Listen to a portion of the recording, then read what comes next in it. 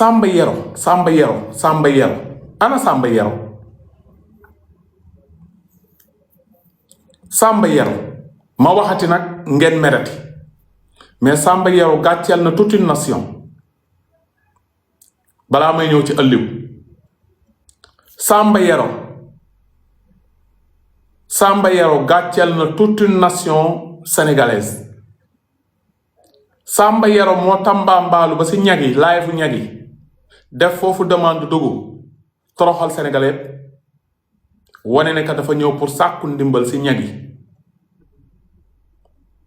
ñagi ne ko lu la dal mu ne leen sama tànk bi la ñu dagg dama bëgg protège waaye ñagi foofu lu ñuy xalaat dinañ ne waa ana sénégalais yi ana seeni kilifa ana seeni population ana seeni ay influenceur mu gàccal ñu mu tuutal ñu ma yaakaaroon ni ka waruloon dem si ñagi wala sax bu dee dem na si ñagi di yalawaan foofu mu waroon mën a wax ñagi nag maa ngi remercier sama waa réew parce que ba ma feebaree taxaw nañ ma ba ñu daggee sama tànk bi taxaw nañ ma mais xaalis jaral na Samba jaay ngorom Samba yaa bon Samba yaa ñu rusloo te chaque jour nga gis sénégalais yi di filmer ay ñag naan ñi ay nigérien la ñoo nañ dellu seen dëkk dañoo ñëw Sénégal di yalawaan Samba nga jóge sa dëkk dem dañoo ne ku ay Samba ku wàlliyaan ku ne sa dëkk tëggul te yow sa dëkk tëgg na ñu déglu Samba lii la wax ci live bu ñekkee cay yàlla de l'aide parce que moi je suis malade. J'étais un artiste comédien sénégalais connu partout au Sénégal. On m'appelait Samba Yero. Samba Yero 2. Je faisais du comédie, mais après j'ai commencé à prendre du succès et du buzz. Après, je sais pas, il y a une maladie qui est venue sur moi. Après, j'ai eu mon zambre là fait du mal. Maintenant, il a 1 million d'abonnés. Hein? Maintenant, on l'a coupé. Voilà. Oh, Seigneur. Il a 1 million d'abonnés. Attends, il a 1 million d'abonnés. Attends, tu as eu quoi? Ouais, moi, je suis un artiste comédien. Rentre sur son compte là. Comment on fait pour rentrer sur son compte? Attends, mon frère, attends. Ouais, Seigneur. Attends. 1 million d'abonnés. C'est qu'il doit être un bon comédien. Il doit être quelqu'un de connu. Attends. Pardon, qui peut rentrer sur son compte là? Didi, rentre sur son compte là. Donne-moi Yawa. Oui, vas-y, explique-nous ton problème. Attends, il y a vu la maman là. Pelle quoi là? Je vais lui voir son commentaire là.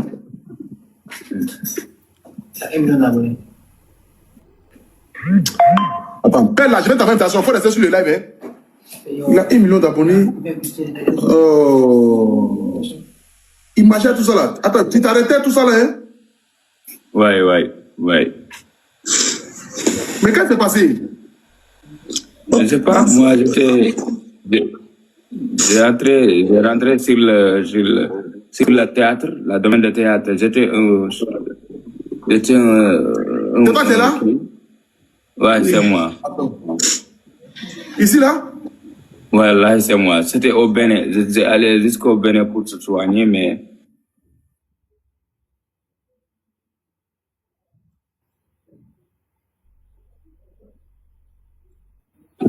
Voilà, c'est moi. C'est moi. Ouais, c'est moi. Vraiment. Ouais. Vas-y, explique-nous ton problème. Explique-nous. Ouais. Explique-nous. Qu'est-ce qui s'est passé? Je ne sais pas. J'ai commencé à être un star au Sénégal aussi. Et avoir des gens qui me connaissent et qui me suivent parce que je suis comique, j'étais un artiste comédie, mais j'étais jeune aussi parce que je ne suis pas un grand. Donc aussi, après, j'étais allé au concert programme. Mais lorsque j'ai revenu après, j'ai commencé à sentir que mon jambe ne marche pas, mon pied ne marche pas. Après, ça fait comme ça ne fait pas ça, comme ça quoi. Ça fait comme ça. Il y a une douleur forte que j'ai allé au Maroc 3 fois. pour soigner, mais on l'a opéré, mais ça ne marche pas. Après, j'ai revenu au Sénégal aussi. Après, on l'a amputé, quoi. Mais depuis lors, je suis là à prendre les médicaments, mais ce que je veux que vous m'aidez à votre sous pour que je puisse acheter de la prothèse. C'est ça que je veux, quoi. Parce que moi, je suis l'aîné de ma famille. Et mon père est âgé, mon mère aussi est âgé. Mais mes frères, c'est moi qui était là-bas pour gérer les écoles et tout. Mais maintenant, je suis au lit. Je suis comme ça, ici. Je veux dans de la prothèse pour que je puisse marcher, pour que je puisse regarder quelque chose que je travaille pour que je aide ma famille, quoi. C'est ça. Ah, mon frère, ton histoire me touche. Wallah, billahi. La prothèse douce, ça coûte combien au Sénégal là-bas? Au Sénégal, c'est pas cher parce que c'est 2 millions. Mais le Maroc, il a dit 7 millions, alors que moi, je ne peux pas acheter ça. C'est prothèse qui fait que tu marches, c'est les prothèses robotiques là? Robotique, c'est quoi robotique? Ben, c'est quel genre de prothèse? Prothèse Parce qu'il y a les prothèses qui sont genre comme en fer. Tu vois, les modernes là, c'est un peu genre comme robotique. Attends, je vais te montrer. Parce qu'il y a plusieurs façons de prothèses. Merci les amis pour les fleurs. Merci beaucoup pour les cadeaux. Merci. Merci pour les fleurs, merci pour les cadeaux. Je vais m'exprimer un peu en français, même si mon français est un français sapal. Partagez-moi le live à Apouchou. L'influenceur, ce n'est pas ivoirien ou congolais là. Il faut que je m'exprime en français, comme ça vous, les Congolais ou Ivoiriens ou Togolais ou je ne sais pas quoi, vous allez comprendre ce qui s'est passé réellement. Donc partagez-moi le live à Apouchou et comme ça Apouchou va comprendre. Parce que ça, c'est honte pour nous les Sénégalais, pour dire vrai. Sincèrement parler. Parce qu'Apouchou même va dire où sont les autorités sénégalaises. Apouchou va dire même où sont les stars des Sénégalais. Apouchou va dire même où sont les influenceurs sénégalais. Après, ils vont considérer que les Sénégalais n'ont pas de bon cœur. Tandis que c'est faux. Faut partager le live à Apouchou, comme ça il va comprendre ce petit malin-là qui était venu dans son live là, c'est un faiseur de malin. Ce monsieur-là que vous voyez ici, dans le live d'Apouchou, qui est parti dire que oui, cette prothèse, ça coûte 2 millions. Je veux que vous m'aidez. Et il est sénégalais. Et tout le monde sait que les Sénégalais ont un bon cœur. Hein. Ce monsieur-là, moi-même, j'ai fait cagnotte pour lui. Mon premier cagnotte, je l'ai donné 650 000 francs CFA. Deuxième cagnotte, je l'ai donné 2 millions francs CFA. Troisième cagnotte, je l'ai donné presque plus de 2 millions et quelques francs CFA. Ça fait presque 5 millions de francs CFA. Et il dit que les prothèses coûtent 2 millions. Ce monsieur que vous voyez là, qui était dans le live d'Apouchou, Wali Balagopek, le chanteur sénégalais, l'a donné 2 millions francs CFA. Ce faiseur de malin là que vous voyez, il est sénégalais, il est venu chez vous là-bas pour commander.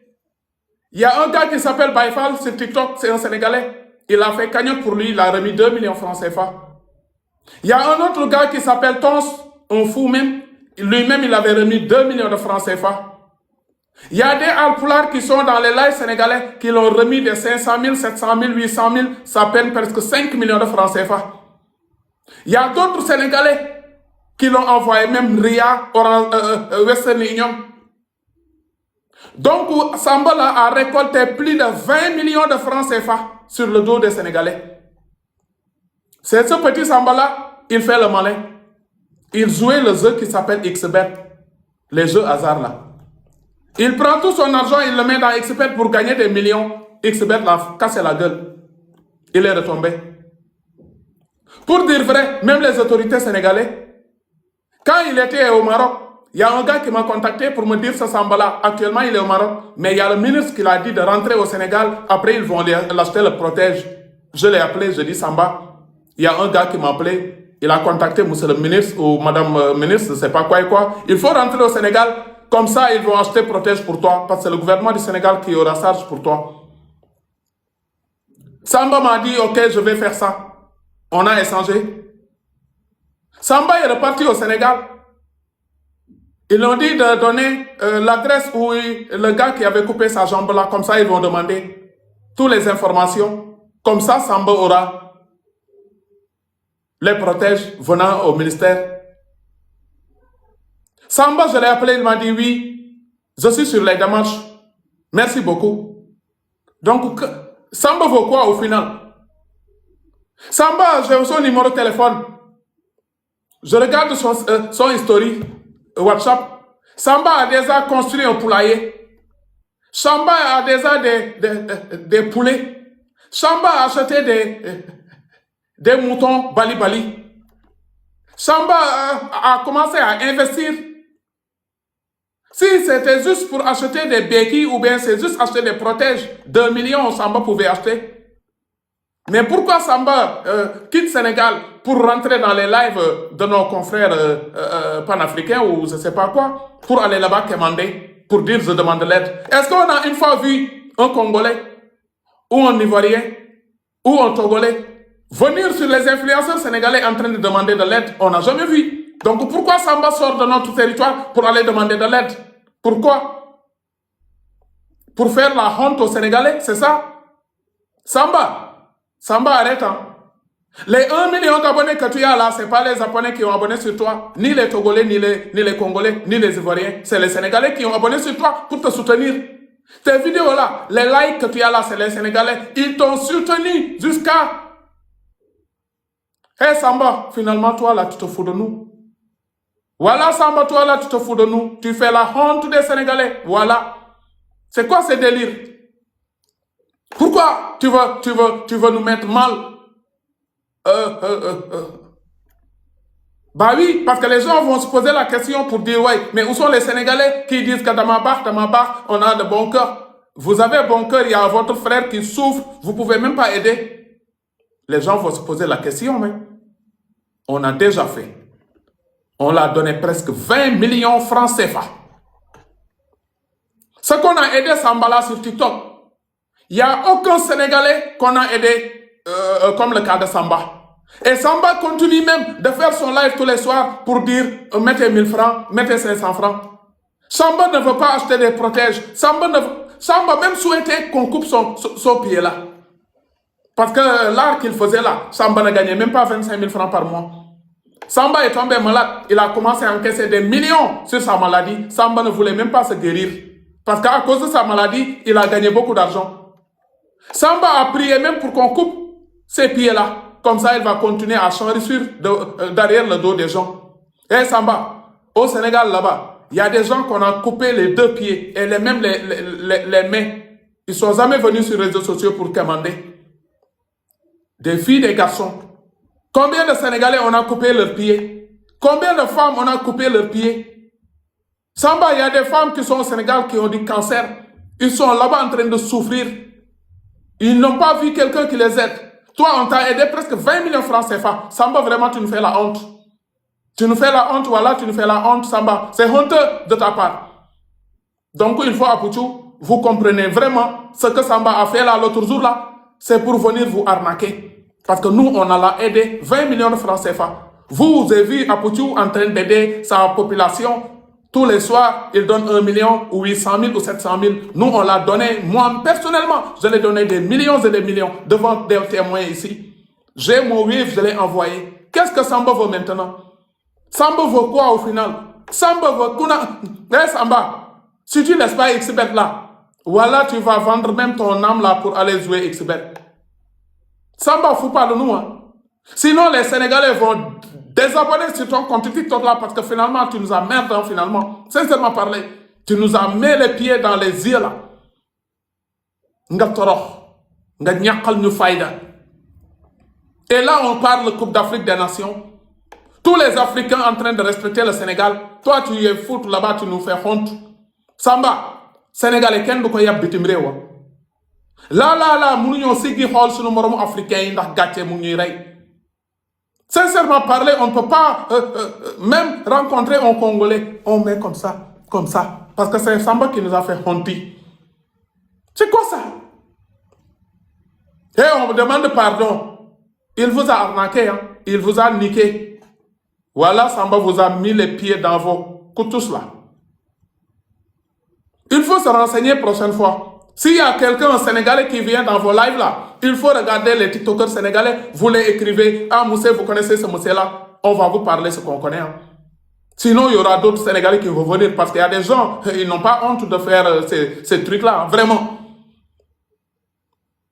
Donc là, j'entends normalement que j'ai parlé avec nos frères ou sœurs ivoiriens ou congolais ou togolais qui ne comprenaient pas Wolof. Actuellement, je vais revenir sur le Wolof Moussa Sam.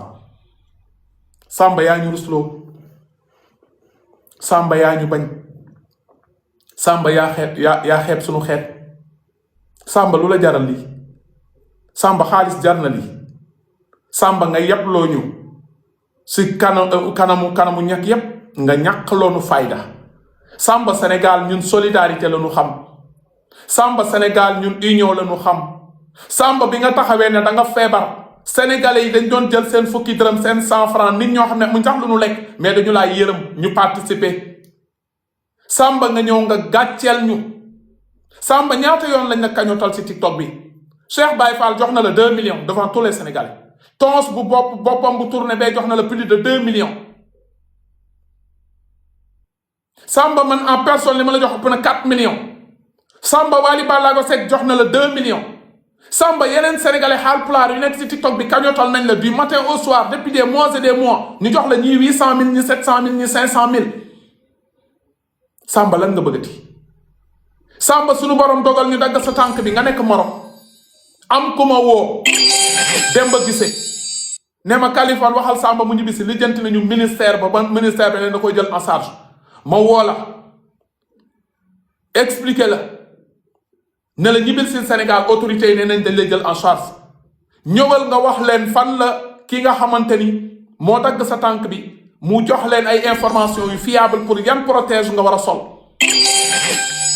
nga ñibbi si Sénégal nga toog ma woo la nga ne ma ok jël nañu dossier bi Samba toppoo lijjanti woo Samba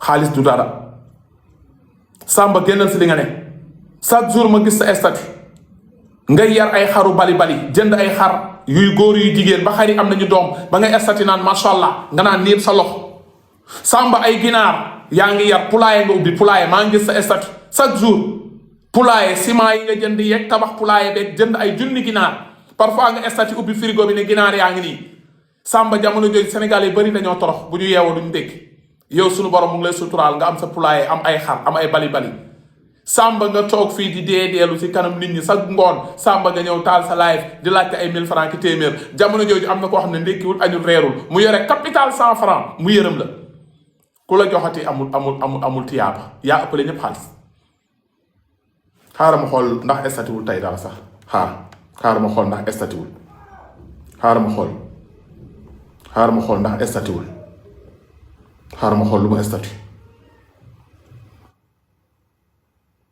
gis ngeen ko Samba ngi nii di béggee Samba ngi nii di buloo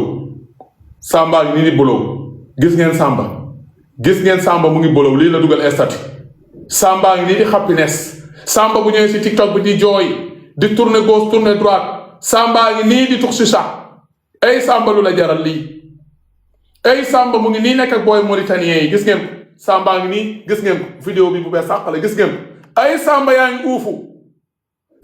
ngi uufu fii ay Samba génnal si li nga ne waa Samba ku mu yem la ilaha illallah ay Samba ngi nii di buloo gis ngeen Samba ngi nii di buloo waaye yow kuy woote nii Samba ngi nii di buloo Samba ngi nii boîte de nuit Samba ngi nii boîte de nuit la ilaha illallah Samba ca boîte de nuit ba ak sourire ba e waaye Samba koo yem Samba ngi nii di sourire Samba moytul xale jigéen ñi Samba rento réew bébé ay waay Samba après nga ñëw si TikTok bi sol sa dagitu silatement Samba guddi bu jotee 2 heures du matin nga jël taxi dugg ci boîte yi nga fël-fëlaale nga sànneeku waay Samba wàcc ñu Samba lii du comédie Samba lii du théâtre xool leen sourire Samba bi jël leen sourire Samba bi gis ngeen sourire bi Samba nag bu ñëwee taal TikTok am tapote leen ku dugal Wave 1000 francs yàlla leen rasulillahi fay ku dugal Orange Money bi téeméer gars yi jàpp leen ci tapote leen abonné leen partagé leen Samba ñun ngay téegal Samba génnal si li nga ne Samba wan nedd so la Samba yow kañ la ñuy pare si yow Samba kañ nga ñuy wàcc Samba kañ nga ñuy wàcc Samba xam nga ni sa sourire bi tarkalla yaa ngi bég yaa ngi happiness fu mu ne nii am na ñu gëj a am sourire bu mel nii am na ñu nekk Sénégal tëdd si hôpitaux yi amuñu sourire bi am na ñu yeewu ndekki wuñu añu reeruñu amuñu sourire bi Samba jamono jooju ndekki démb si guddi Samba dugg nga boîte de nuit la ilaha illallah gis ngeen Samba fii Samba ñu ngi ko teg tànk fii Samba ngi nii ñuy teg tànk ak ñaari beeke yi Samba ngi nii di fël-fëlaale di sànneeku Samba ngi nii di happiness si boîte yi ay Samba accalang ay gis ngeen Samba ak ñoom Chicha waa Samba yow ko yeb Samba lii du théâtre Samba respecté ñu Samba génnal si li nga ne gis ngeen Samba ak nafa bi léegi yéen Samba lan la namm Samba ngi nii ak nafa bi Samba ngi nii ak ñaari beeke waaye yor na sa ñaari beeke yaa ngi dem soirée Samba loo ñuy sonalee ci prothèse beeke yi nga am na ñoo xamante ni amuñu beeke yi ay bant lañu yor ay bant Samba vraiment Samba tu nous fais honte Samba dinaa leen jël nag après ngeen wax ma si Samba kaawu Aliou bi ñu dem ba guddi ñu ñëwaat si ngeen wax ma nu ngeen jàngatee kaawu Samba bi dem si ñag yi Samba di ñu ñàkkal foofu fayda Apoutou naan il est connu il a 1 million d'abonnés il est connu après ñoom dañuy poser question nan la nit di amee 1 million d'abonnés feebar ba waa dëkk mi amuñu yërmande dimbali ko dañuy poser question boobu fekk ñun lu ñu mënoon yëpp def nañ ko xanaa sax nga wax leen ne que excusez-moi je remercie mes frères sénégalais ils m'ont aidé depuis que je suis tombé malade ils m'ont toujours soutenu Samba nee na Kaliphone billahi mënuma si yow dara jéemuma si yow dara defal demande nga yëg man sànq laa yeewu ay midi. ay ban heure nga jóge fi nga demoon démb. ban heure laa tëdd 4 heures. Samba boîte bi nga demoon nu mu tudd. Victoria Club. ay Samba lu fa xewoon. benn Mauritanie rako advice bi absent moo fa defoon benn.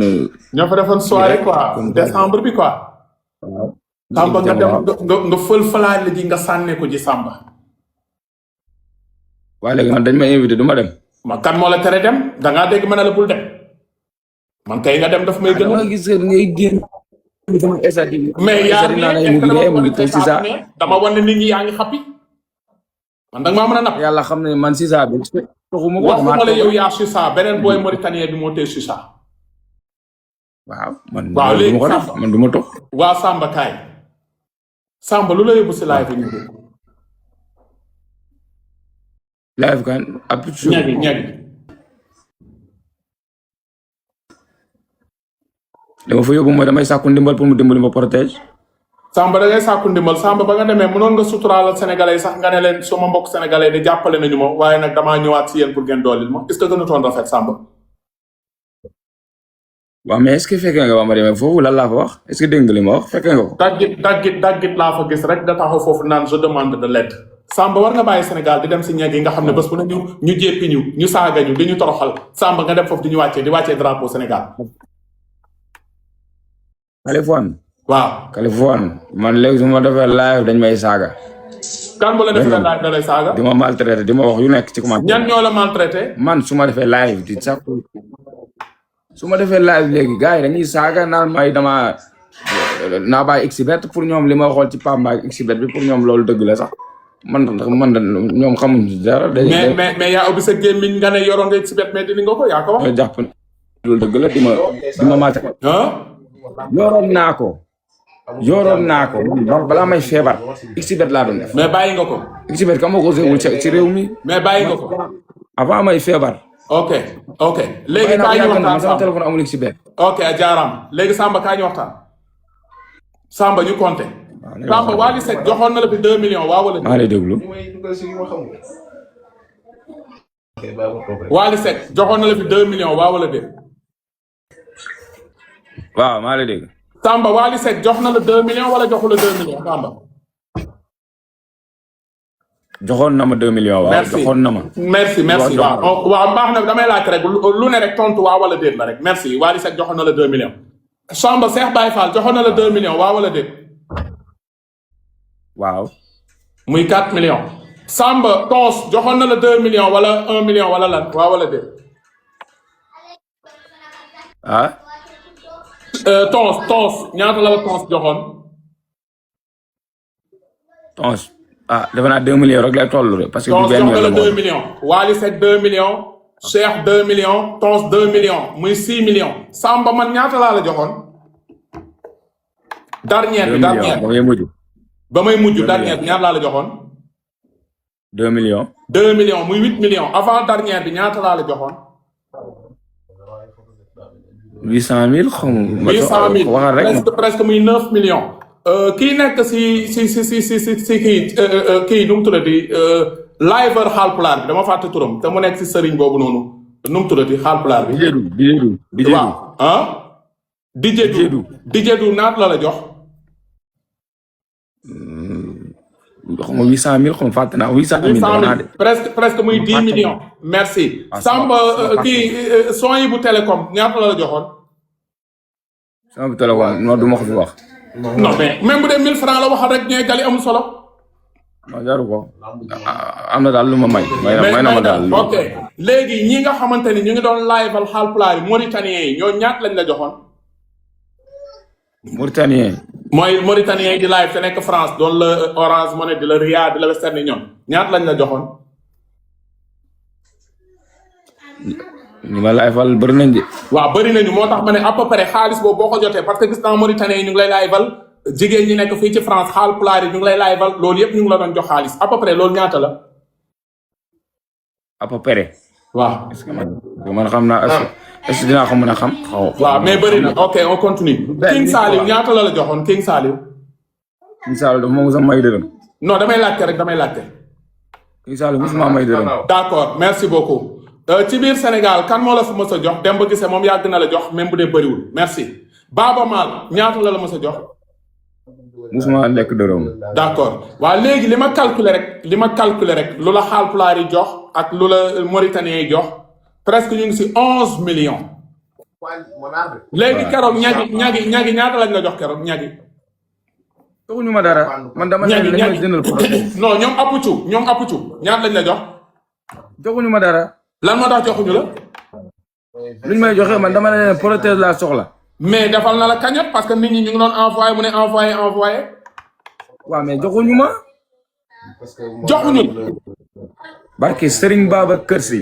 barke Rasulillahi man. léegi Mia Guissé ñaata la joxoon. kooku mosuma koo dégg.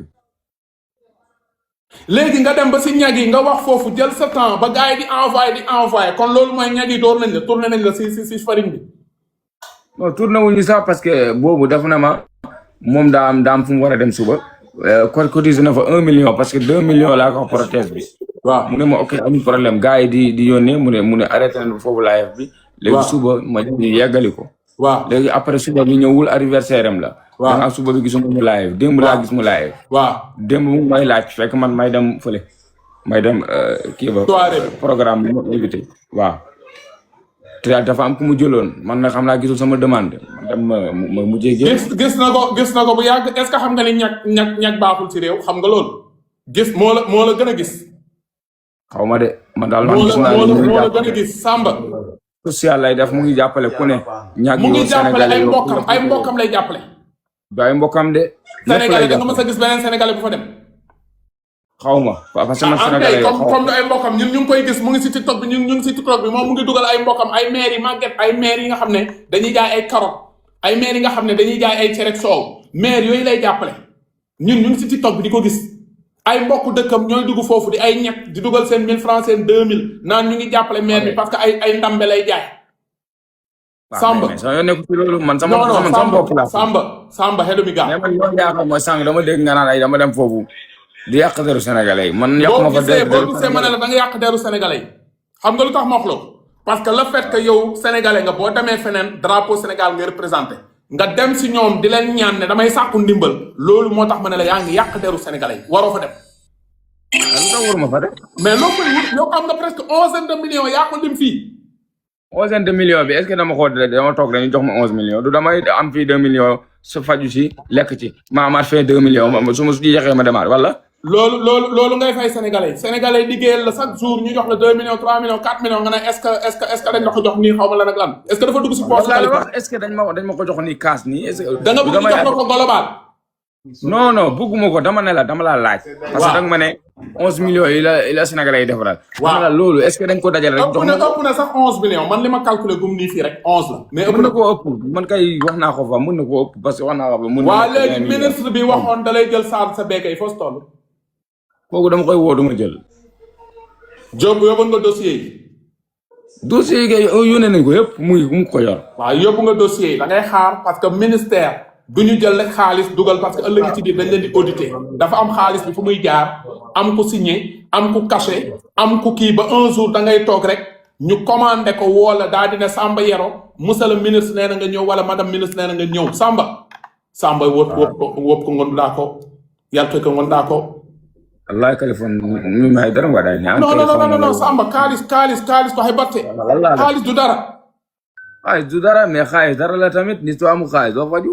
mais boo amul mais laaj ñu ñun sénégalais yi bul yàq suñu der si ñag yi ñun ak ñag defuñu neen. non nan laa leen di laajee yéen ñi da ngeen taxaw fi di yàq sama der tamit. tey lañ yàq sa der yaa fi lim léegi ñu ngi yëkkati ay millions jox la ngeen yàq sa der. waaw dëgg la mais après gars yi da ngeen yéen yor TikTok mag yi da ngeen nekk fi naan dama am ay plus 4 ak ay lii ak laag laa. ba ñëpp waaw léegi Samba sa poulailler bi fu mu nekk. poulailler loolu suñu dëkk la nekk man maa ko moom. waaw moom laa lay wax nii moo tax xam nga tey nit mën na yëg ne am nga poulailler xaaral tuuti dañuy waxtaan nit mën na yëg ne am nga poulailler kii Sedima Babacar Ngom Sedima daal di lay may 10 000 poussins man li may wax nii man yow laa bëgg jàppale. tey di nga gis jaaykatu kii nu mu tuddati cuuj yi lu ñuy lekk mën nga gis ku nekk Sedima may la tonu pëndëx moo tax dañuy waxtaan. ok poulailler bi mu ngi seen dëkk. léegi loolu man dafa ma ko dara dama ko def pour di ci am dara di ci. bien sûr c'est bien bon da nga investir man bañu ma nga investir lu baax la. man ndaw day investir ndaw day gëm boppam toog si dëkkam mu liggéey. léegi ñun dañuy taxaw sax pour jàppale la si poulailler bi kuy jëndati ginaar korité surtout korité ngi ñëw borom restaurant yi ñoom ñëpp yaa leen di jaay ji ginaar ñun bañuñu loolu. léegi laadum yi ñaata laadum foofu mu toll comme ça ñu xool vétérinaire yi ndax mën nañ la dimbali si vaccin yi parce que laadum yi dañu war a ceene de Samba. man de ñaari laadum laa amoon benn bi moo jur xar yi. bii mu jur bi lan la bu góor la wala bu jigéen. yooyu góor la nga tuddee ko Balla Gaye. boo ko tuddee Balla Gaye koo koy tuddee laadum bu juree doom bu góor kay xam nga ni doom bu góor ba day ceene. laadum ci Samba li nga am ñun amaguñ ko yàlla la cat seexlu